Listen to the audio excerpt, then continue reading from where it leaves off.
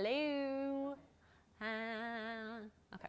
Hey guys, I'm Abby Shart. Welcome to Abby's Kitchen. Now, if you guys caught my other keto diet video, my girl Abby Langer and I found this really strange Reddit thread where people who were on the keto diet reported their favorite strange but delicious keto-friendly meals and snacks. Let's just say it was a little extreme. Now, I was by no means suggesting that everybody on the keto diet, or even a large proportion of people on the keto diet, actually ate that. However, I get why some of my viewers were a little bit upset about it and thought that. And they were kind of pissed. Okay, so they were like viciously pissed. So jokes aside, in this video, I actually plan to break down the keto diet and give you a comprehensive review about what it actually means and also what I think about it. So first of all, what is the keto diet? Well, it's basically a diet that consists of extremely high amounts of fat, extremely low amounts of carbohydrates, and moderate amounts of protein. It's pretty restrictive.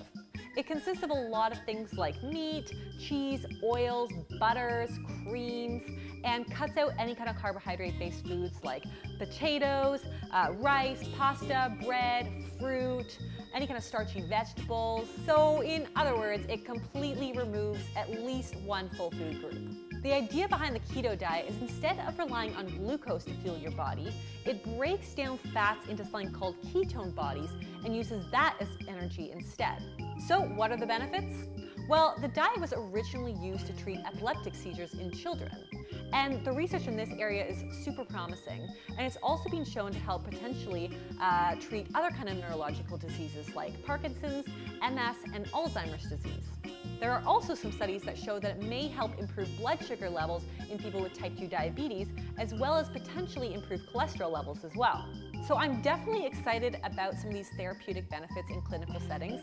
However, the recent fascination of using the keto diet for rapid weight loss is where I get concerned. I mean, sure, you're probably going to lose weight.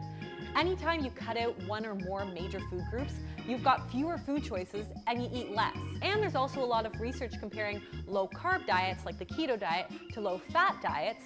And while low-carbers tend to lose weight faster, by about the 1-year mark, that weight loss levels out and there really isn't any difference between the low-carbers and the low-fat dieters. The reason why you may lose weight really quickly on the keto diet is because glycogen, which is our carbohydrate store in our body, is bound up with water. So when you lose your glycogen stores because you're not eating any carbs, you tend to just drop a lot of water weight.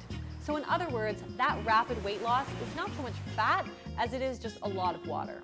Having said that, one of the nice things about the keto diet is that it tends to reduce our hunger hormone ghrelin. So a lot of people on the keto diet report being less hungry on that diet than they would being on another kind of restrictive diet. But as with any restrictive diet, I still have some major concerns. My first concern is that it's a really hard diet to stick to. I mean, the keto diet has surprisingly high dropout rates because people just find it so painfully restrictive and hard to stick to. And they also often report feeling cranky and fatigued when they cut out carbs, especially at the beginning there when your body is just not accustomed to using ketone bodies as energy. Another potential impact is the loss of muscle mass, which we know is so important to boosting our metabolism in the long run. A lot of people think that big muscles are the responsibility of protein and protein alone, but that is just not true. When you eat carbs, you get an insulin response, and insulin is kind of like the key to helping that protein get into the muscles to help our muscles grow. No carbohydrate, no insulin response, and no muscle growth. Also, carbs give you that quick little bout of energy so that you can push it in the gym. So you might find it's just harder to work out when you're on the keto diet. Another uncomfortable side effect that I hear from a lot of people is constipation. When you're cutting out a lot of those really fiber-rich grains, fruits, and starchy vegetables, you may find yourself getting a little backed up. And that is never fun. A huge concern about cutting out any kind of food group is that you may be missing out on really vital nutrients and minerals. So in the case of the keto diet, that's usually things like sodium, chloride, potassium, vitamin D, and calcium. These are so important, so you definitely want to be making sure to supplement if you're going keto. You'll also want to keep an eye on your blood work because of the skewed macronutrient distribution of this diet.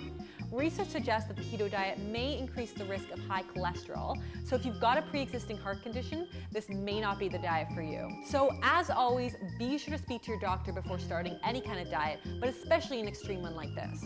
Finally, my biggest beef with any kind of restrictive eating pattern, but especially something as extreme as the keto diet, is that it may encourage disordered eating behaviors.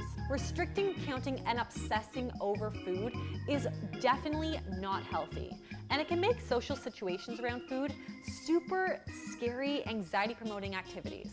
I am a big believer that everything, especially carbs, can be enjoyed in moderation, and that the best diet for you is a diet that you find most pleasurable that also meets your body's unique needs.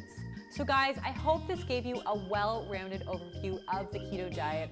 And what I really want you to remember is that above all, food should be pleasurable. It should not be a big chore. And if you are going on a diet like the keto diet or really any other diet that takes that away from you, it's definitely not a good place to be.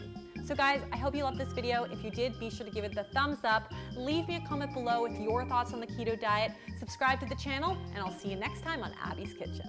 Bye!